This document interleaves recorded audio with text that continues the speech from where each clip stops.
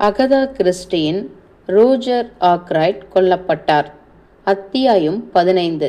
ஜியோஃபெரி Raymond.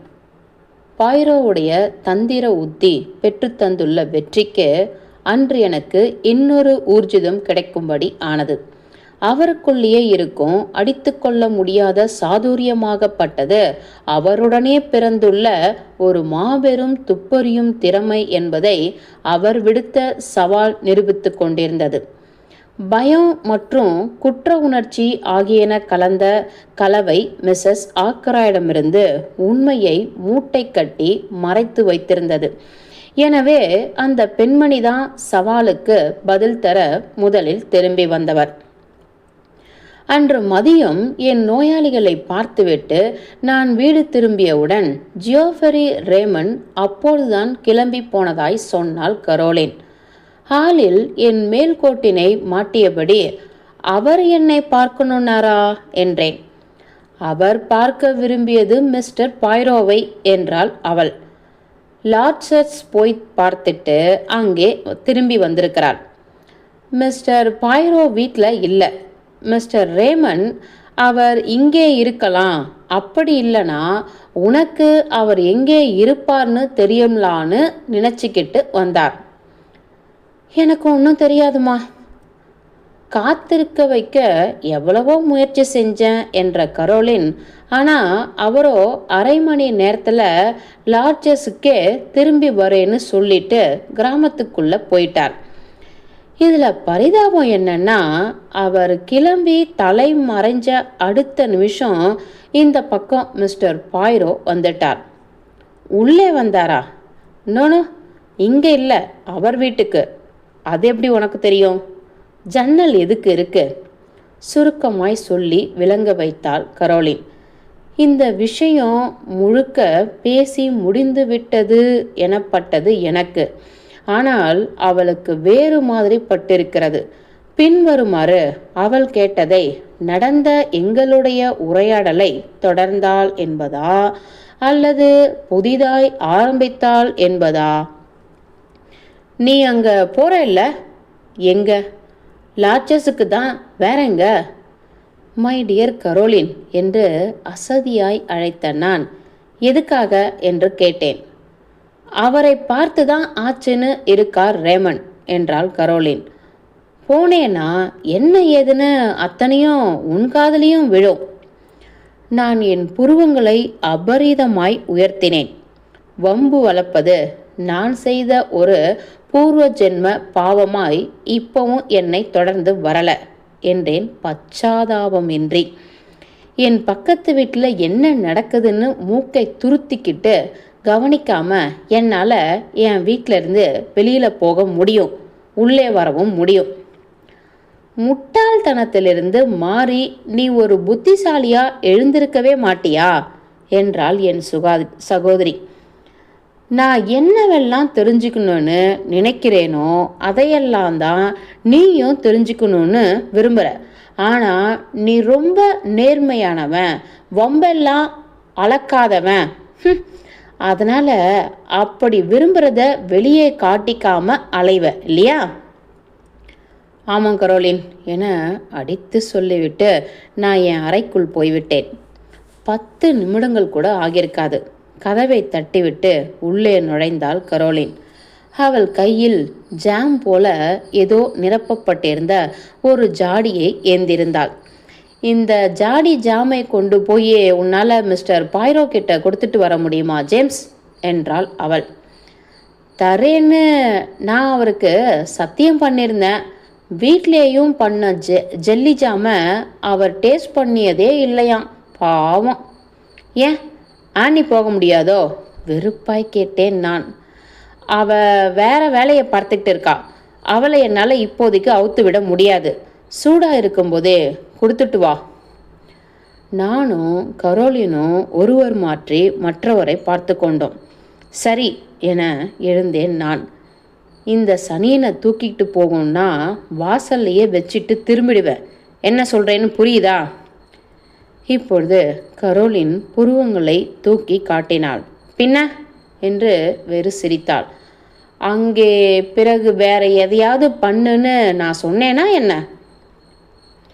பற்களை உள்ளுர நரநரத்து கொண்டே வெளியேற வாசற்கதவை நான் திறந்தபோது, ஒருவேளை மிஸ்டர் பாய்ரோவை பார்க்கும்படி ஆகிட்டா என்ற அவள், மறக்காம அவர்கிட்ட நீ அந்த பூட்ஸ் பற்றி சொல்லிடு என்றாள்.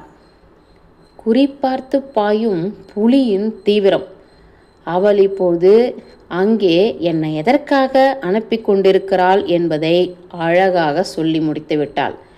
எனக்கும் அந்த பூட்ஸ் என்னுள்ள உண்டு பண்ணிருக்கும் குழப்பத்தை தீர்த்து கொள்வதில் படபடப்பு இருக்கத்தான் செய்தது. அவர் வீட்டு கதவு திறக்கப்பட்டதும் இயந்திரத்தனமாக என்னையும் அறியாமல் மிஸ்டர் பாய்ரோ உள்ளே இருக்கிறாரா என்று கேட்கும்படிதான் ஆனது. உடனே துள்ளி குதித்து முன்னால் வந்த பாய்ரோ என்னை அத்தனை குதூகலத்தோடும் திரட்டி போட்டு வரவேற்றார். உட்காருங்க முதல்ல மை குட் ஃப்ரெண்ட் என்றார். பெரிய சேர் வேணுமா? சின்னதே சரியா இருக்குமா? ரூம் ஜில்லுன்னு இருக்கு இல்லைல்ல என்றெல்லாம் உபசரித்தார். எனக்கு என்னமோ ரூம் இறுக்கமாக இருப்பதாக தான் பட்டது. ஆனால் அப்படி சொல்வதை தவிர்த்து கொண்டேன். ஜன்னல்கள் சாத்தப்பட்டிருக்க பெரிய ஜுவாலை கணப்பில் கனன்று கொண்டிருந்தது. இந்த இங்கிலீஷ் மக்களுக்கு புத்தம் புது காற்றுனா பைத்தியம் என்றார் பாய்ரோ. பரபரக்கும் புது காற்று நிறையவே வெளியில் இருக்கு. அது எங்கே இருக்கணுமோ அங்கு. அதை போய் எதுக்கு வீட்டுக்குள்ள விட்டு இருக்கணும்? சரி, அதெல்லாம் விட்டுடுவோம். எனக்கு ஏதாவது கொண்டு வந்திருக்கீங்களா? 2 சமாச்சாரங்கள் என்றேன். ஒன்று இது ஜெல்லி ஜாம். ஜாடியை அவர் கைக்கு மாற்றினேன். மேடம் கரோலின் தான் எத்தனை கனிவாக இருக்காங்க. அவங்க கொடுத்த சத்தியத்தை நினைவிலேயே வச்சிருந்திருக்காங்க. இன்னொன்று தகவல், ஒரு வகையான தகவல். பிறகு அவரிடம் எனக்கும் மிஸ்ஸஸ் ஆக்ராய்டுக்கும் இடையே நடந்த சம்பாஷணை முழுவதையும் சொன்னேன். ஈடுபாடாய் கேட்டார். ஆனால் அதீத கிளர்ச்சி கொள்ளவில்லை. இது அடிப்படை தகவல் ஒன்றை ஊர்ஜிதமாக்கி தருது என்றார். மேலும் இது வீட்டின் தலைமை வேலைக்காரி சொன்ன சாட்சியை ஊர்ஜிதப்படுத்தி தருது. அவ சொன்னது ஞாபகம் இருக்கா? சில்வர் டேபிளோட மூடி திறந்திருந்ததாகவும் அப்படி போகும்போது அதை அவ மூடிதனாகவும் சொன்னாவ. பூக்கள் எல்லாம் வாடாம இருக்கான்னு பார்க்கத்தான் வரவேற்பறைக்கு போய் வந்ததா அவ சொன்னதுல எத்தனை தூரத்துக்கு உண்மை இருக்கு? அதை நாம் கொஞ்சம் கூட பொருட்படுத்தவே இல்லை. அப்படிதானே ஃப்ரெண்ட்? அது தப்பிக்க சொன்ன ஒரு அவசர மன்னிப்பு. அங்கிருக்கும் அவளோட இருப்பினை நியாயப்படுத்த அவளுக்கு அவசரம். அவளா ஒரு கற்பனையை உருவாக்கிக்கிட்டா. இப்படி ஒன்றை சொன்னாதான் நீங்கள் மேற்கொண்டு ஊர்ஜிதப்படுத்திக்க முயல முடியாது என்றவர் சிந்தனையாய் சொன்னார். அவள் அந்த சில்வர் டேபிளில் எதையோ நோண்டிக்கிட்டு இருந்ததால தான் அவளுக்கு படபடப்பு இருந்ததுன்னு நான் இதுவரை சிந்திச்சுக்கிட்டு இருந்தேன்.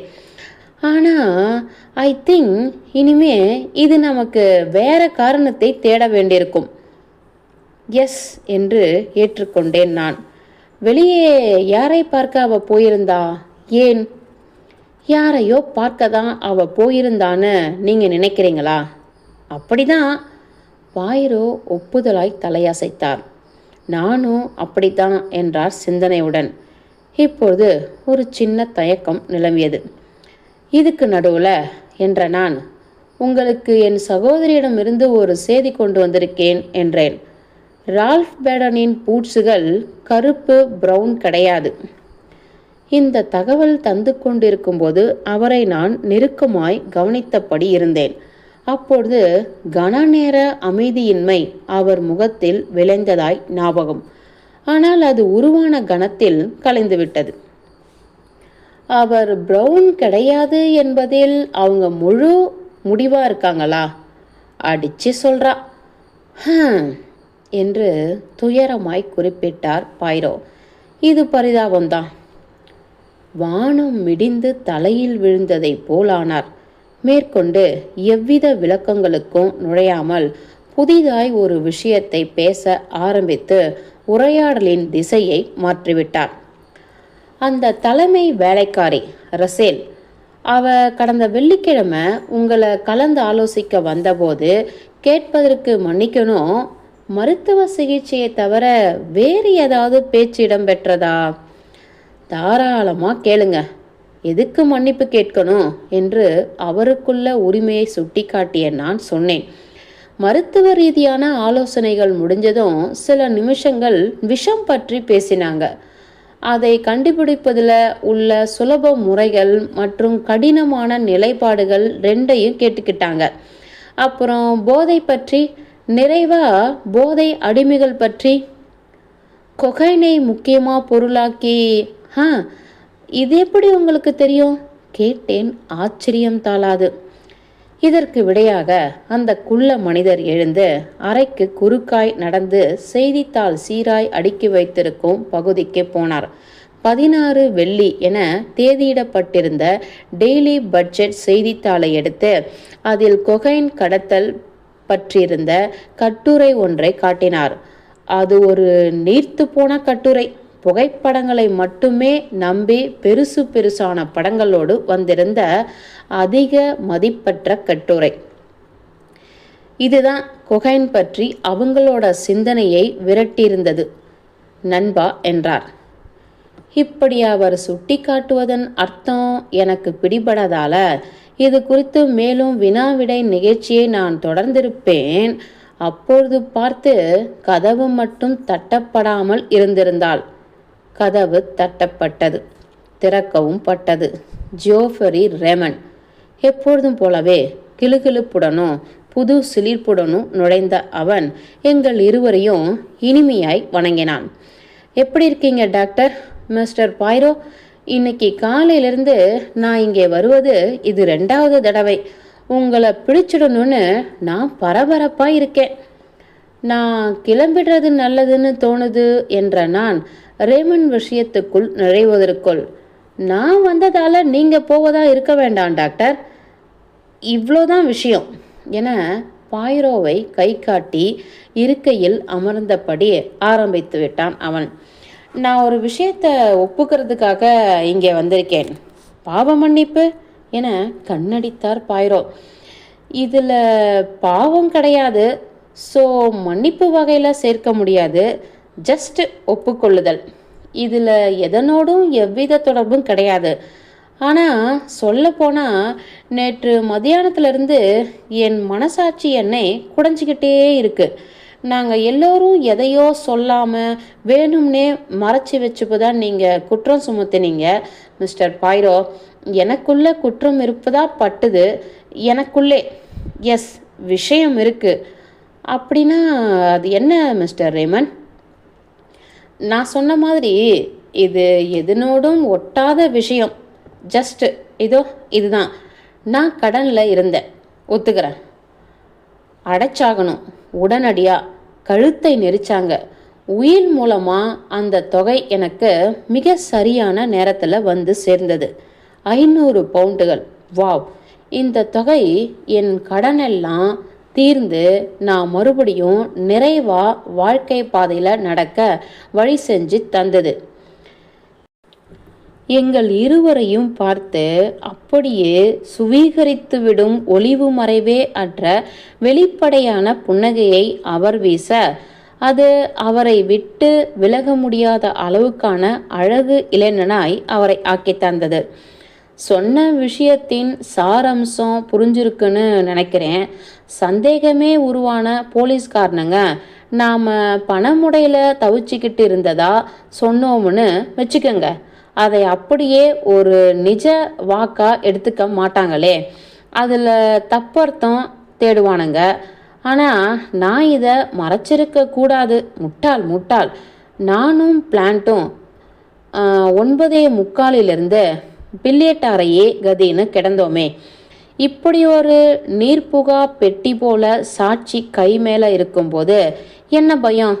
இத்தனை இருந்தாலும் நேற்று வந்து எதையோ மறைக்கிறீங்க அது இதுன்னு ஒரு இடி போல சொன்ன போது தேவையே இல்லாமல் நெஞ்சு குத்தப்படுவதை நான் உணர்ந்தேன். அதை மனசிலிருந்து சரி பண்ணிப்பது தான் நல்லதுன்னு வந்துட்டேன். எழுந்து கொண்டார். எங்களை பார்த்தபடி அதே வெள்ளந்தி சிரிப்பினை கொடுத்தார். நீங்கள் ரொம்ப புத்திசாலி இளைஞன் என்றார் பைரோ. அவரை பார்த்து அங்கீகரிப்பாய் சில முறை தலையசைத்தபடி, ஒன்று புரிஞ்சுக்கங்க, யாராவது என்கிட்ட இருந்து எதையாவது மறைக்கிறாங்க அப்படின்னு நான் நினச்சா அப்படி மறைக்கப்படுவது படுமோசமான விஷயமாக தான் இருக்கும்னு நான் கற்பனை பண்ணிக்கிறேன். நீங்கள் நல்லா பண்ணிட்டீங்க, புரிய வச்சிட்டீங்கன்னு. சந்தேகத்தில் இருந்து நான் விலகிட்டேன்னு நினைக்கும் போது நிம்மதியாக இருக்கு, சிரித்தார் ரேமன். இனி பாரம் கிடையாது, இதுதான் விஷயம் என்றேன். நான் ஈர்க்கும் இளைய காரியதரிசி வெளியேறி கதவினை அரைந்து மூடிய போது. எஸ், ஏற்றுக்கொண்டார் பைரோ. ஆனால் ஒருவேளை இது பில்லியட் அறையில் இல்லாமல் போயிருந்தா யாருக்கு தெரியும்? சொல்லப்போனால் பற்பல கொலைகள் ஜஸ்ட் 500க்கும் கம்மியான தொகைக்கு ஆசைப்பட்டு அரங்கியிருக்கும். இந்த தொகை ஒரு மனுஷனை அவன் சுய கட்டுப்பாட்டிலிருந்து அவிழ்த்து விட்டுடும் என்பதை பொறுத்தது. கொலை எல்லாம் ஐன்ஸ்டீனின் சார்பு கொள்கை போன்றுதான். ஒரு விஷயத்தை நீங்கள் கவனிச்சிங்களா டாக்டர்? மிஸ்டர் ரோஜர் ஆக்ராய்டுடைய மரணத்தால் அந்த வீட்டில் பல பேருக்கு லாபம் கிடைக்கிது. Mrs Cecil Ackroyd, miss Flora Ackroyd, ஹெங் மிஸ்டர் ரேமன், வீட்டு வேலைக்காரி ரசேல். ஒருத்தருக்கு தான் இன்னும் போகலை, மிஸ்டர் பிளான்ட். இந்த பெயரை அவர் சொன்னது மிக மிக விசித்திரமாக இருந்ததால் நான் விளங்காமல் நிமிர்ந்து அவரை பார்த்தேன். என்ன சொல்ல வரீங்கன்னு புரிஞ்சிக்க முடியல. நான் குற்றம் சுமத்தினவங்களில் 2 பேர் என்னிடம் உண்மையை தந்துட்டாங்க. மேஜர் பிளான் கிட்டையும் எதையோ மறைச்சி பதுக்க வேண்டிய விஷயம் இருக்குன்னு நீங்கள் நினைக்கிறீங்களா? இந்த கேள்விக்கு பதிலாக இளையவர்கள் பற்றி சொல்லப்படும் ஒரு முதுமொழியை தான் நான் பதிலாக வேண்டியிருக்கும். காதலை மட்டும் மறைக்க தெரிந்தவர்கள் இளைஞர்கள். ஆனால் ஒன்று, விஷயத்தை மறைப்பதில் பாவம் இந்த பிளான்ட் தெம்பற்றவர். இப்பொழுது சில சமயங்களில் என ஆரம்பித்த நான், ஒரு விஷயத்தில் இன்னும் நாம் சரியான முடிவு பற்றி பேசலையோன்னு எனக்கு தோணுது. எது அது? மிஸ்ஸஸ் பெரரஸின் பிளாக்மெயிலர் தான் அந்த கொலைகாரனாகவும் இருந்தாகணும்னே நாம் நம்பிக்கிட்டு இருக்கோம். இதில் நாம் தவறு இழைச்சிக்கிட்டு இருக்க கூடாதா? பைரோ உத்வேகம் அடைந்து ஏற்றுக்கொண்டார். Very good. எஸ், நிச்சயமாக இதுக்கு வெரி குட்டே தான். இந்த சிறந்த ஐடியா உங்களுக்கு வருமானு நான் எதிர்பார்த்துக்கிட்டு இருந்தேன். நிச்சயமாக இது சாத்தியம்தான். ஆனால் நாம் இன்னொரு விஷயத்தையும் நினைவில் வச்சுக்கணும். கடிதம் காணாமல் போயிடுச்சு. இது நிச்சயம் நீங்கள் சொல்கிற மாதிரி கொலைகாரன் தான் அதை கொண்டு போயிட்டான்னு சுட்டி காட்டலை. நீங்கள் முதல்ல உடலில் பார்த்தபோது நீங்களும் கவனிக்காத வகையில் பார்க்கர் அதை அப்படியே அபகரிச்சிருக்கலாம். பார்க்கர்? S, Parker. நான் எப்போவுமே சுழன்று வந்து குவிவது பார்க்கரிடம்தான். கொலைகாரன் என்ற நோக்கத்தில் இல்லை. நோ, அவன் கொலையை பண்ணலை. ஆனால் மிஸ்ஸஸ் பெரரஸை மிரட்டியே கொன்ன அந்த பிளாக்மெயிலர் பொறுக்கியா? பார்க்கரை விட வேற யார் பொருத்தமாக இருந்துட முடியும்? கிங்ஸ் பொடாக் மாளிகை வேலைக்காரங்க கிட்ட இருந்து இந்த பார்க்கர் திரு பெரரசின் மரணம் குறித்த அத்தனை தகவல்களையும் கறந்திருப்பான். பார்க்கர் அந்த லெட்டரை அமுக்கியிருக்கலாம். இப்பொழுது நான் ஏற்றுக்கொண்டேன். அது காணாமல் போயிடுச்சுன்னு நான் கவனிப்பதற்கு கொஞ்சம் முன்னாடி தான் அது நடந்திருக்கணும். எஸ், இந்த கொஞ்சம் முன்னாடி என்பது எத்தனை? இது முக்கியம். மேஜர் பிளான்ட்டும் ரேமண்டும் அறைக்குள்ள வந்துட்ட பிறகா அல்லது நுழைவதற்கு முன்னாடியேவா? நினைவுபடுத்த முடியல என்ற நான் மெதுவாய் முன்னாடின்னு தான் நினைக்கிறேன். ம். பிறகுதான். இருங்க இருங்க இருங்க. எது சரி? ஆ, அவங்க வருவதுக்கு முன்னாடி தான். எஸ், நிச்சயமா முக்கால்வாசி அப்படிதான் நினைக்கிறேன். எஸ். அப்படின்னா இந்த தேடுதல் 3 பேரை நோக்கி நீளுது, சிந்தனையோடு சொன்னார் பாய்ரோ. ஆனால் பார்க்கர் தான் சாதகமாக படுது. ஆ, அந்த பார்க்கர் பயலை வச்சுக்கிட்டு ஒரு சின்ன பரிசோதனை பண்ணி பார்த்துடணும்னு எனக்குள்ள ஒரு எண்ணம் இருந்துக்கிட்டே இருக்கு. இப்போவே பண்ணிட்டா என்ன ஃப்ரெண்ட்? ஆ, பெர்லின் வரை வர முடியுமா? நான் உடனடி சம்மதம் தந்துவிட இருவதும் தாமதமின்றி வெளியேறினோம். அங்கு மிஸ் ஆக்ரைடை பார்க்க வேண்டும் என பாய்ரோ தெரிவிக்க தற்சமயம் ஃப்ளோரா எங்களிடம் வந்து நின்றாள். டியர் மேடம் ஃப்ளோரா என அழைத்த பாய்ரோ, நான் உங்ககிட்ட ஒரு சின்ன ரகசியத்தை சொல்ல வந்திருக்கேன். பார்க்கர் குற்றமற்றவன் என்பதில் எனக்கு இன்னமும் முழு திருப்தி உண்டாகலை. உங்கள் துணையோட ஒரு சின்ன பரிசோதனையை செய்து பார்க்க எண்ணம்.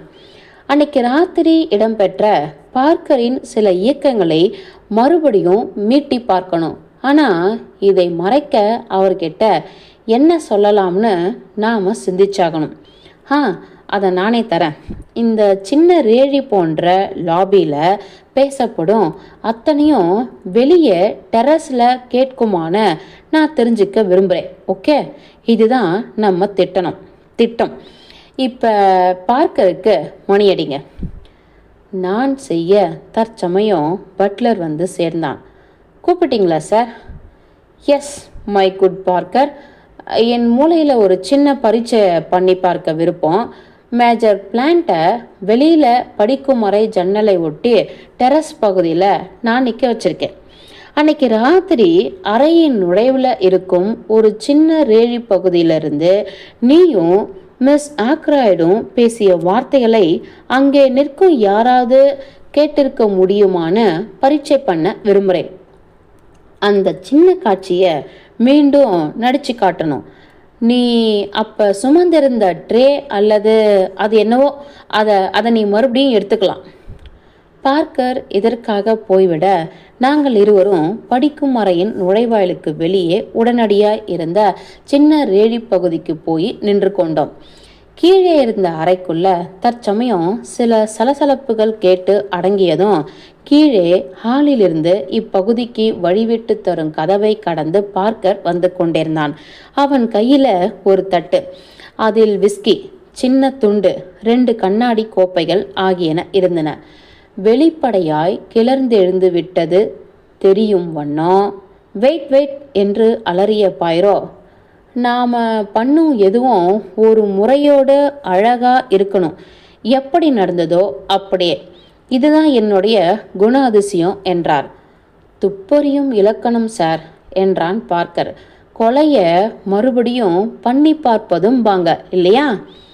பாய்ரோவின் கட்டளைக்காக அப்படியே காத்து கொண்டு நின்ற அவன் துளி நடுக்கமற்று சாந்தமாய் இருந்தான். விஷயம் தெரிஞ்சிருக்கு அந்த குட் பட்லருக்கு என கொதித்தே விட்டார் பாய்ரோ.